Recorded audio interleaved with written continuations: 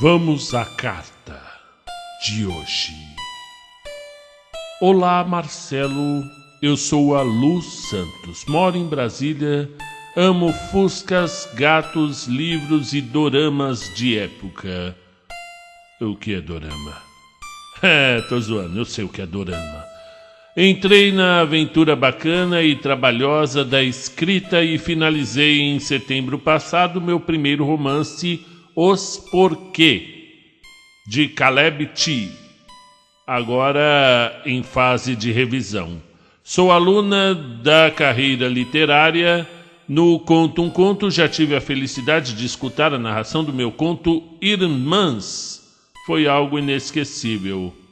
Agradeço a oportunidade de me aventurar no terror náutico, um tema difícil, que exigiu muita pesquisa, mas pelo qual eu me apaixonei. Inclusive, A Balança do Mar se tornou o conto base do meu livro de contos de horror e terror.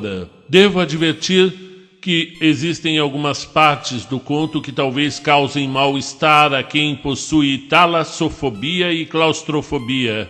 Usei alguns livros para fazer a pesquisa: A Ilha do Tesouro, do Robert Louis Stevenson, A Letra Escarlate, História da Bruxaria, de Geoffrey Russell, o manuscrito encontrado numa garrafa, do Edgar Allan Poe, e O Avesso da Pele, do Jefferson Tenório. E agora vamos à história. Conto um Conto apresenta para o terror náutico de janeiro, Luz Santos conta A Balança do Mar. Narração, Marcelo Fávaro. Não deixe de fazer a sua inscrição. Caso queira ser um colaborador desse humilde projeto, entre com a chave Pix marcelofc18@hotmail.com. Olha que raridade. Vamos à história.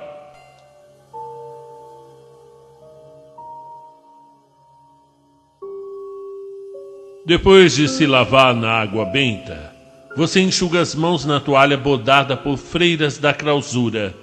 O peso amplia o tremor em seus braços. Você ergue o Maleus Maleficarum. A tripulação se benze e resmunga súplicas de salvaguarda. Em suas mãos está o martelo das feiticeiras. O livro é passado para o representante do Santo Ofício. Ele recita preces em latim. O céu noturno se funde ao mar. A madeira range, iluminada por lanternas fixas e chamas trêmulas de velas e tochas. O piso balança suave sob seus pés. O vento é frio. Você evita olhar para a mulher de joelhos diante da mesa. As palavras sussurradas por ela no cárcere, antes do embarque, permanecem na memória. Quem me defendesse seria tratado como igual. Por isso eu decidi me tornar o que dizem.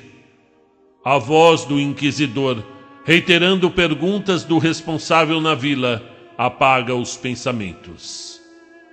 Permitia a dominação dos súcubos para deitar-se com os tementes a Deus? Sim. Oferecia cataplasmas e beberragens de ervas e raízes escolhidas pelos demônios? Sim.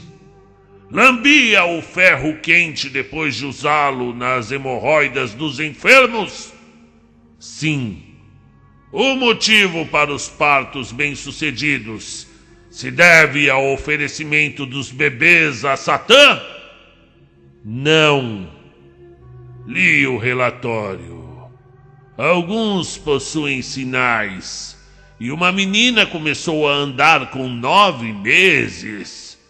Ela caminhou para o local onde não havia mais ninguém. As crianças são batizadas poucos dias depois de nascidas. Seria inútil oferecer. Você confessa? Você é uma bruxa? Sou. Ele sorri. Eu confirmo o crime de bruxaria e cumpro a obra de misericórdia da entrega desse ser corrompido ao mar.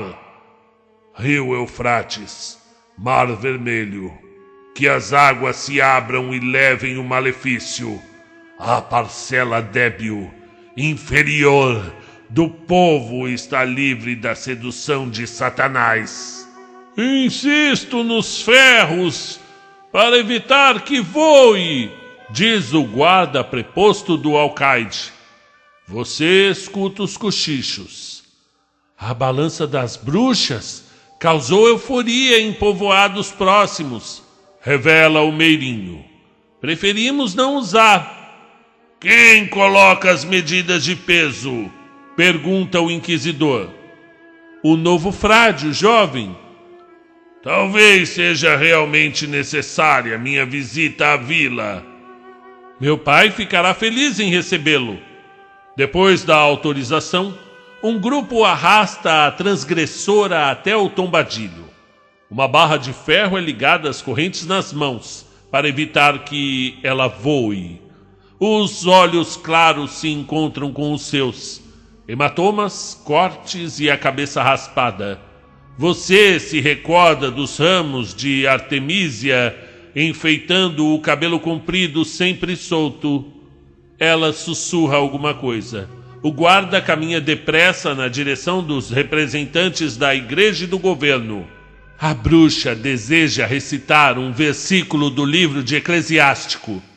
A turba protesta, mas o inquisidor concorda. Já sobre o espaço aberto no beiral, ela recita: não existe ira pior que a da mulher. Melhor viver com leão ou dragão a andar ao lado de uma mulher ruim. Primeiro dia. Tem mesmo. Bastante. Fala alto o capitão entrando no camarote onde o inquisidor e alguns iguais se fatam na ceia. Alguém desceu para ver de perto? Questiona o próprio. Ah, não? O Meirinho cutuca seu braço. Você engole o vinho. Avistaram montes de fios compridos de cabelo na água junto ao costado. Plantas mortas ou lixo? Que tipo de marujos trabalham aqui? O impulso cambaleante e se levanta largando a caneca vazia na mesa. Apesar do ardor no estômago, você não se arrepende da bebida. A oscilação do navio aumenta o enjoo enquanto foge para o convés. Um aroma agridoce, trazido pelo vento carregado de gotículas do mar, invade o nariz. Cheiro de artemísia, comenta um dos marujos. Segundo dia. Você não consegue abrir os olhos, mover o corpo. Os dedos não consegue. Tenta gritar. A criatura se arrasta e se esfrega no seu abdômen. Tem mãos e pés miúdos, unhas finas e cabeça desproporcional ao corpo ovoide. Seu coração bate enlouquecido, a dificuldade de respirar. Os diabos se espalharam. Uma voz rouca soa próxima. Você desperta e se senta tomando fôlego. Conversas, palavrões e preces se misturam nos ouvidos. Os outros sacodem roupas e cobertores. O diabo subiu na sua cama, dispara o contramestre. Muitos correram lá de baixo. Correram do quê? A gente não viu nada, mas os ratos percebem coisas que não enxergamos. Ele se volta para os marujos responsáveis pela área. Limpem tudo! Seu grupo se acomoda no castelo da proa. O sol, nascido há pouco, lança um facho de luz dourada na água. A chama da lamparina e as folhas da Bíblia sacodem com o vento. O inquisidor lê o livro do Gênesis. Você ainda sente o peso sobre a barriga. Agora o cheiro é de carne podre. Alguns homens no convés jogam frangos mortos no mar. Demora para o cozinheiro aparecer. O grumete carrega uma bacia. E a comida? Reclama o Meirinho. Os olhos do cozinheiro permanecem no inquisidor. Perdão por interromper a reza, Preciso mostrar uma coisa. Larvas e moscas envolvem peixes secos e carnes banhadas em gordura. Não sobrou um grão da comida. Até o mel se perdeu. E os biscoitos? Você pergunta. O bolor penetrou tanto que nem adianta raspar. Como aconteceu tão rápido? Eu não sei, senhor. Encontramos aqueles fios estranhos na água. Aqueles fios no porão. Terceiro dia. O inquisidor e o capitão examinam o meirinho sentado em uma cadeira no convés. Os demais observam a alguns metros. Pobre homem! Sussurra o contramestre. Por que ele não chamou ninguém? Eu não escutei um gemido sequer. E ó que meu sono é leve, comentou o cozinheiro. Começou com aquela diarreia maldita. Olhos arregalados, manchas, pústulas, febre e tremor. A saliva escorre com uma espuma sanguinolenta. Eu não notei feridas ontem. Você murmura. Eu soube de mais 2 com diarreia, senhor. O inchaço acabará sufocando o infeliz, fala o capitão. Vamos cortar-lhe a língua. O meirinho urra e súplica, desespera. Logo uns instrumentos são trazidos. Os homens se dividem em segurá-lo e abrir a boca dele. Você, aponta o inquisidor. Pegue o alicate e puxe a língua. O mar está plácido. As velas balançam amenas. Segurem! Chame mais gente! As brasas! Miséria! Segurem com força! A boca enfim aberta. Você vacila diante dos dentes quebrados no meio do sangue. Olhos vermelhos vigiam seus movimentos. A língua inchada parece as costas de um sapo. Puxe! Grita o inquisidor com uma mão na testa e a outra no pescoço do meirinho, por trás, ajudando a contê-lo. Na dificuldade para enfiar o alicate e segurar a língua, você quebra mais dentes. O homem urra ofegante. Puxe! A coisa macia, grossa, carnicenta desliza da boca. Você estica. Ligeiro, o capitão corta e coloca o ferro em brasa. O meirinho desfalece. Você corre. O fedor de carne humana queimando. Outros saem cambaleantes. A maioria vomita. A murada no tombadilho serve de refúgio. Você encosta, respira, sente as gotículas no rosto. Observa a linha entre o céu e o mar. O mar também é azul. O azul se une ao cinza e se torna cada vez mais cinza conforme você desce o olhar para a água serena junto ao costado do navio. Abismo coberto pela membrana líquida que se movimenta. Interior feito de névoa e escuridão. Vasto, denso, silencioso, desconhecido, profundo.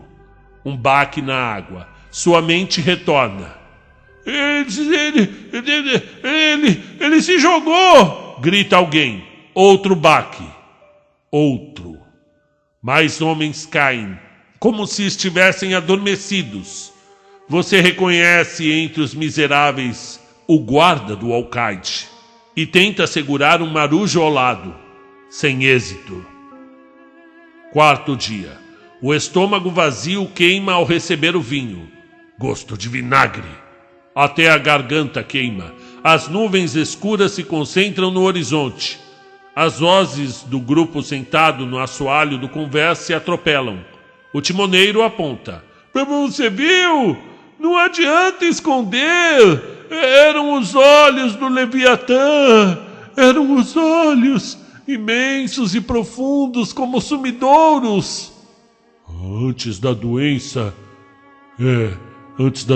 o meirinho sonhou com a bruxa. Inclui um grumete.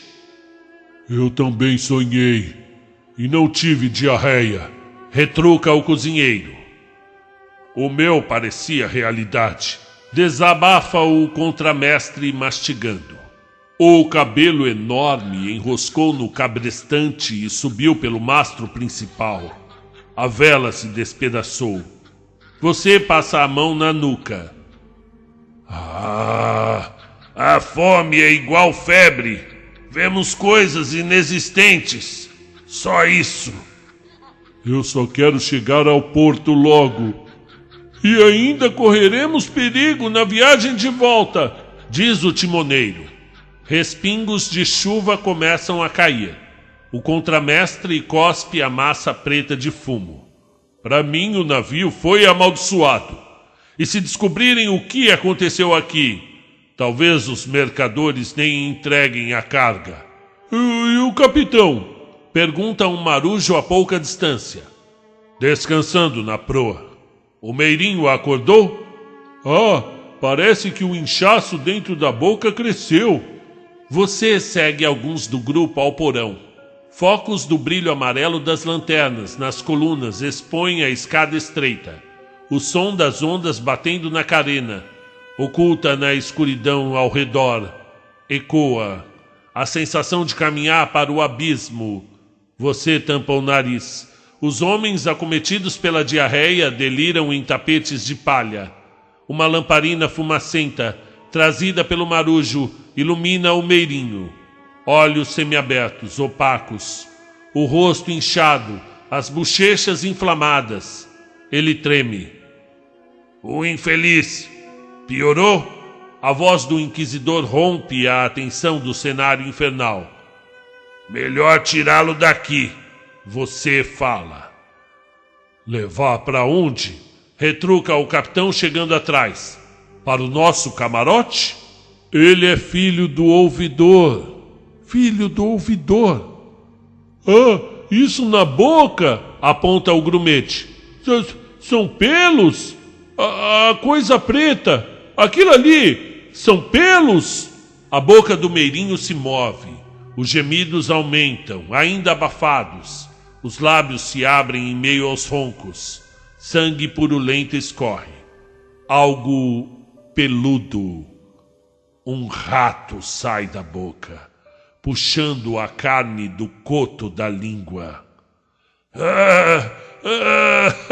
Joguem esses homens no mar! Grita o inquisidor. Joguem todos eles! Quinto dia. O dragão, serpente gigante, foi acorrentado por 1000 anos no abismo. As palavras, ouvidas na homilia, se repetem na mente e atrapalham o sono. Por um breve tempo, Satanás ficará livre. Você observa a cama vazia do inquisidor, a única sem outra acima dela. É madrugada e a chuva cai incessante. Alguém escancara a porta e entra arrastando os pés. Você sente o ar gelado que invade o local. Se encolhe e cobre a cabeça. A pessoa encosta. O cheiro forte de sangue atravessa o tecido grosso. Ela está parada. Murmura ou ronca, frases incompreensíveis. O nervosismo dificulta ainda mais que você respire. A pessoa murmura e se abaixa. Remove a parte do cobertor cobrindo seu rosto. Sorri. A mulher, sem cabelos, sorri para você.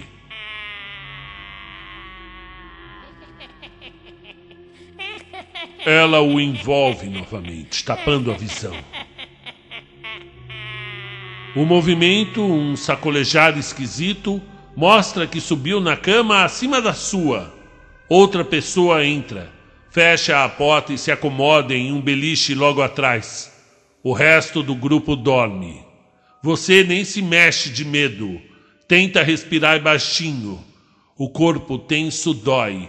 Coloca a atenção na chuva para não ouvir o ressonar. Demora, mas os sons desaparecem. Por pouco tempo.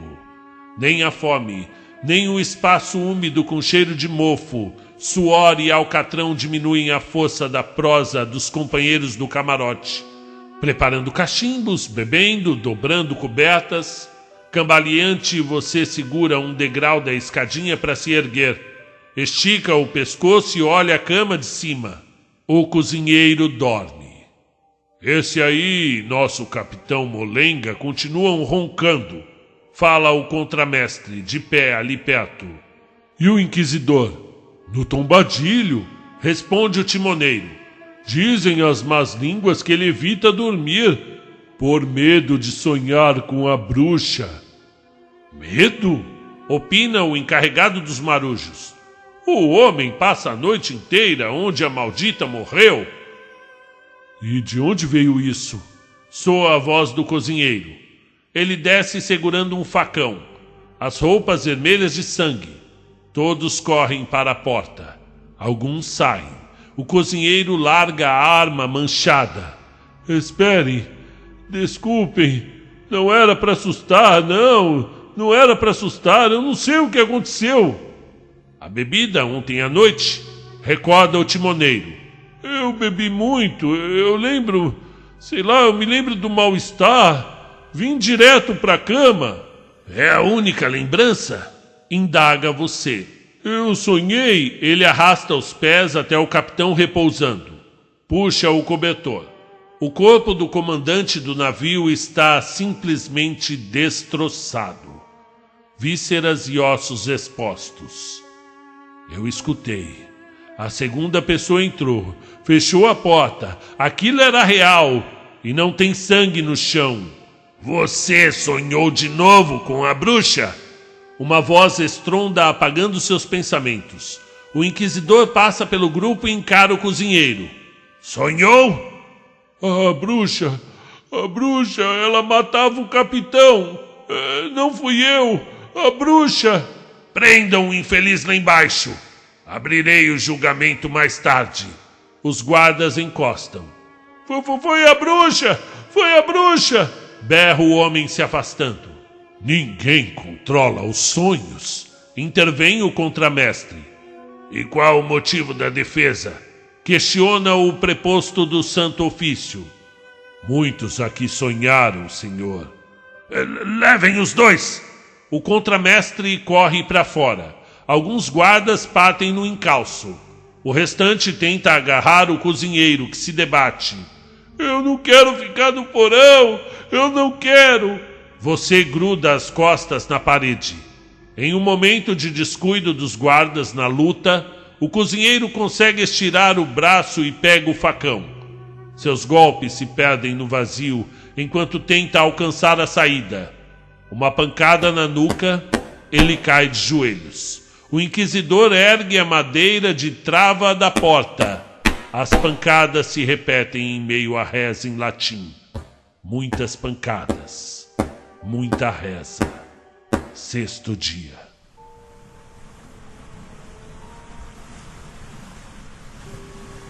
O balanço das ondas força os tripulantes a caminharem agarrados a pontos fixos do navio. Ainda assim, ninguém se atreveu a dormir. Os gritos do contramestre, com pancadas na porta para sair do porão, findaram há pouco. A chuva cessou, mas o nevoeiro impede a visão do que acontece no mar.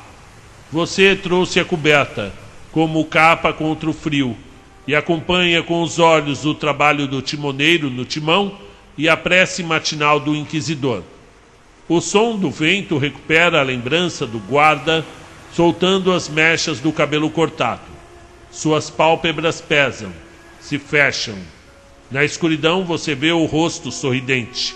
Respira, levanta e agradece ao movimento do navio por oferecer a desculpa para se sustentar no cordame. Um guarda entra e sussurra algo no ouvido do inquisidor. O religioso se põe de pé e aponta chamando você para segui-los. Alguns marujos o cercam na descida ao convés. Façam um exorcismo. Um velho implora. Mais vozes se erguem. Abençoe o navio. Aquilo é arte das trevas. Morreremos todos. Você consegue sair do meio e caminha até o porão. De passagem avista ratos encolhidos nos cantos. O contramestre está fora. deitado no piso, de frente para a porta aberta, cheio de marcas como se houvesse recebido o açoite de um chicote de tiras muito finas. Uma marca passa pelos olhos, quase saltando das órbitas de tão inchados. O inquisidor e os demais se aproximam. Alguém entrou aqui? Indaga ele. O pobre coitado ficou o tempo inteiro na porta, diz o velho. Usamos ferramentas para puxar o corpo. Fazemos o mesmo que aos anteriores? Dispara um dos guardas. Ele pertence ao mar, responde o inquisidor movendo a cabeça em sinal positivo. Pertence ao mar. Você se recorda pouco depois observando pelo vidro turvo da janela, no camarote, a ventania que empurra as ondas contra o costado do navio. No tombadilho, acima de suas cabeças, o timoneiro e os marujos lutam contra a procela. Você, o inquisidor e os guardas se fecharam no cômodo com um cheiro de sangue, apesar de estar tudo limpo. Sejamos libertos do caçador. Amém. Da peste propagada nas trevas. Amém. Do mal que se alastra ao meio-dia. Amém. Um balanço forte do navio. A bolsa do inquisidor vira na cama e suas coisas desabam no chão. Cinta de Sicílio, chicote de tiras de flagelo, cruz de madeira. O maleus malificaram. Com a ajuda dos guardas, ele recolhe e coloca tudo sobre o cobertor. Nova onda ultrapassa a murada e invade o convés. No fim, a água escorre pelo lado externo do vidro da janela. E algo fino, escuro, começa a descer pelas trilhas líquidas transparentes. Você pula da cadeira. Um guarda aponta. Cabelo! Isso é cabelo! Todos se amontoam, à distância, para ver. O inquisidor pega a cruz e sai, largando a porta escancarada. O cheiro de Artemísia invade o cômodo. As guardas se olham. Alguns se benzem e seguem seu senhor. Quem resta fecha de novo a porta. As ondas estrondam golpeando o navio. Colchões e pertences caem da cama e dos beliches presos no assoalho. As lanternas se movem feito pêndulos. Vocês se agarram no que conseguem alcançar. A água entra pelas frestas, surgindo na parede, junto à murada, e escorre no chão. Gritos do lado de fora. Os vidros de uma lanterna estouram. Respingos da chama saltam em tecidos próximos. Um guarda que se segurava na trave da porta larga o apoio e sacode aos gritos. Tirem isso de mim! Tirem! Apenas aí você percebe. Fios avermelhados, quase pretos, passam pelas frestas e descem para o chão com a água. O grupo que combatia o fogo, no outro canto, corre para as camas. Você se refugia na parte de cima de um beliche. A fumaça se espalha. Uma onda forte. O guarda cai. Ele rola e se debate no meio dos fios. Marcas de flagelo surgem na pele. A apresentação aterrorizante logo cessa. Trêmulo, o homem exala o último suspiro. Cobertores e travesseiros tinham escorregado, durante o declive, sobre os resquícios do fogo. As chamas ressurgem. Seu grupo fica preso entre o fogo e os fios. Podemos criar uma passagem até a porta. Você aponta. Quem está em melhor posição joga colchões e cobertores grossos. O movimento do navio afasta alguns. O corpo estendido no meio também atrapalha. A gritaria lá fora continua. Os fios começam a subir no caminho improvisado. Você respira fundo. Desce, corre, abre a porta, sai. Alguns também conseguem. Tempo encoberto. Frio. Você força os olhos e enxerga, lá no alto, a verga que forma uma cruz com o mastro principal. Pedaços da vela rasgada sacodem nas amarras. Gritos no camarote em chamas. Vozerio no tombadilho. A ventania sacode o navio. O grupo livre do fogo e do chicote diabólico é jogado contra a murada oposta. Você sufoca quando a onda rompe e por um momento cobre tudo. A água tem gosto de sangue. Seu nariz arde. Sem fôlego, você tateia e se agarra no balaústre da escada. Tremendo, débil, sobe para o tombadilho. A luz embaçada nas lanternas a poucos metros prejudica a visão do estranho espetáculo. Os guardas tentam amarrar o timoneiro enquanto o inquisidor amaldiçoa os marujos. A fumaça sobe do camarote. O velho que pedira apoio ao representante da igreja corre até você. Aquele louco jogou o grumete no mar e agora quer fazer o mesmo com o timoneiro. Por causa dos sonhos? São sacrifícios. O santo inquisidor tem muita fé, comenta um dos guardas que escapou do camarote. Certamente ele deseja entregar o manejo do timão aos anjos. Ninguém dessa terra guiaria um navio contra potestades do inferno, completa o outro. Eu sinto o assoalho quente sobre os meus calçados, brada o sacerdote. Você se segura firme em uma coisa, outra e caminha pelo tombadilho. A espuma branca das ondas parecem raios do céu negro. O camarote pegou fogo, explica ofegante ao inquisidor. Precisamos de ajuda. Não é fogo comum. São as chamas sopradas pelo Leviatã, subindo para afligir os santos. A bruxa usou os cabelos para matar um dos nossos, emenda o guarda. Seu mestre ergue a cruz e se dirige aos homens com o timoneiro. Joguem no mar! Os guardas lutam para conter o condenado. Marujos revidam. Você nota o calor aumentando. Um dos empregados do inquisidor perde o equilíbrio. Se segura em outros. E no final, 3 ou 4 entre guardas e marujos despencam da passagem aberta no tombadilho. O som da ventania e dos gritos dos que restaram. De repente, outro som. Estampidos ecoam de vários lugares. O chão desaba. Você protege o rosto com a mão livre. Quando volta a enxergar, reconhece o camarote. As chamas são atiçadas pelo vento.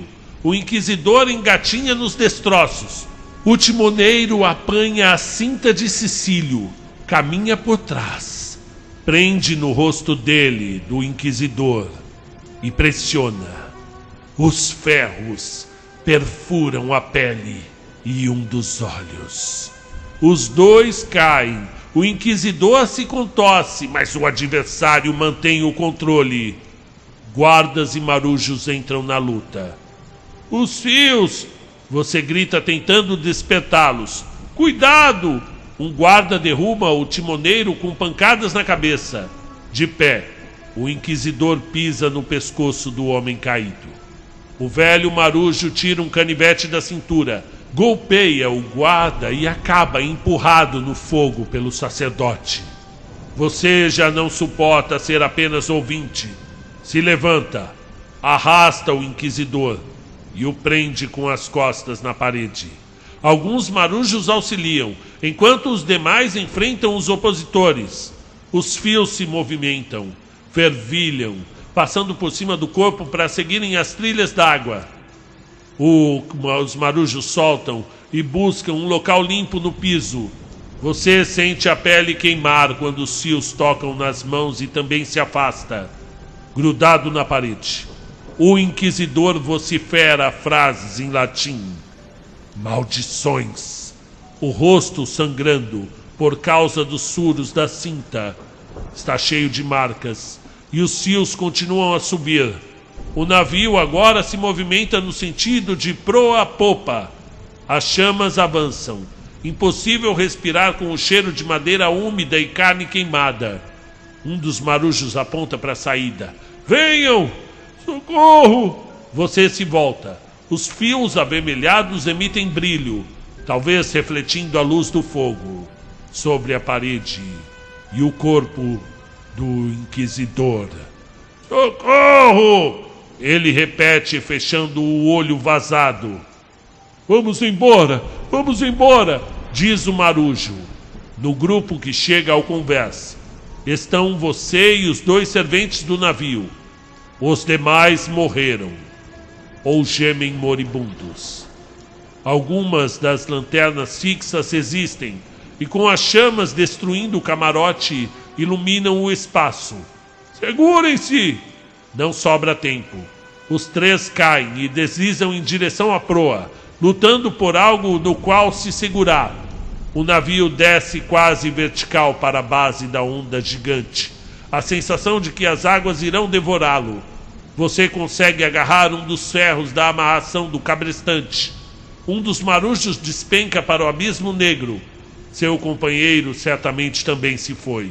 O barulho da pancada na garganta da onda e do navio se partindo imita trovões. Os sons logo silenciam, engolidos pela água. Você segura a respiração e afunda.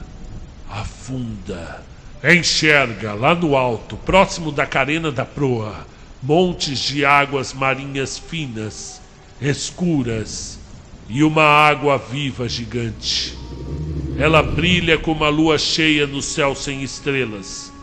Parte dos tentáculos são da cor das águas marinhas. O restante cintila. Fios de cabelo dançando no balanço da água. 7º dia.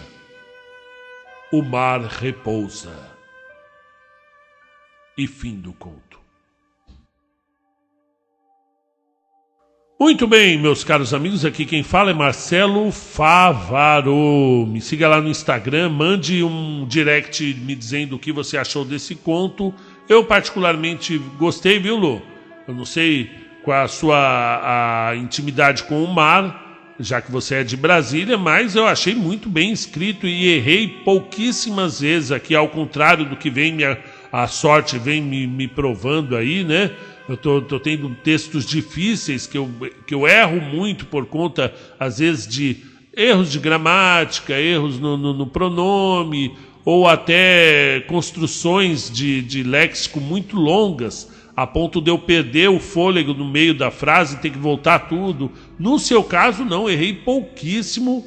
Gostei da temática da bruxa aliada ao mar, né? A velha bruxa do mar. Isso é uma temática muito incrível, gosto muito e me diverti lendo, achei o ritmo assim alucinante, um ritmo que a maior parte do tempo eu tenho que manter bastante fôlego para narrar, porque as coisas vão sucedendo de forma muito rápida e muito intensa. Eu gosto de contos mais calminhos, assim, aquele terror mais sugestivo apenas, né? Eu gosto bastante desse terror iceberg, né? Que pouca coisa é mostrada, a maioria está no subterrâneo, mas esse seu aqui, o contrário disso, né? É bem explícito. E de uma forma surpreendentemente agradável, eu me vi tomado pelo ritmo e querendo saber que fim levaria aí, né? Muito bem, Lu. Um abraço para você, tudo de bom, continue escrevendo. Eu vou ouvir aqui a música que você colocou como inspiração para escrever esse conto. Vou deixar também no primeiro comentário aqui. E até a próxima!